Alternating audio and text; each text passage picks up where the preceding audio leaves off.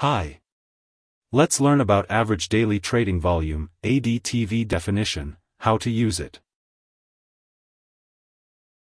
Average daily trading volume is the average number of shares traded within a day in a given stock.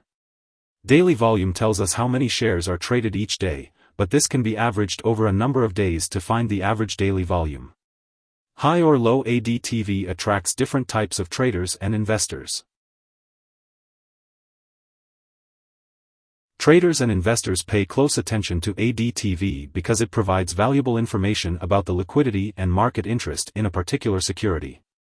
High average daily trading volume makes it easier to get into and out of positions, while low-volume assets may be harder to enter or exit at a desired price. In a hypothetical situation, a stock trader has analyzed General Electric and decides it is a trading opportunity. Based on the average daily trading volume of GE, the trader assesses liquidity and volume volatility to enter and exit the position, while managing risk using trading limits and ADTV crossovers. This example is for illustrative purposes only and not a recommendation to buy or sell GE stock. Volume is sometimes confused with open interest. ADTV is the average number of shares or contracts traded in a day, while open interest measures how many contracts are open that haven't yet been closed.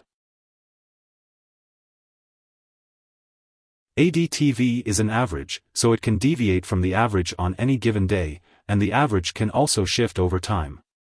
Therefore, it's essential to monitor ADTV regularly and combine it with other indicators and information for informed trading decisions. Here are 4 key takeaways. 1. Daily trading volume is how many shares are traded per day. Average daily trading volume is typically calculated over 6 months. 2. You can calculate average daily trading volume by adding up trading volume over the last X number of days. Then divide the total by X.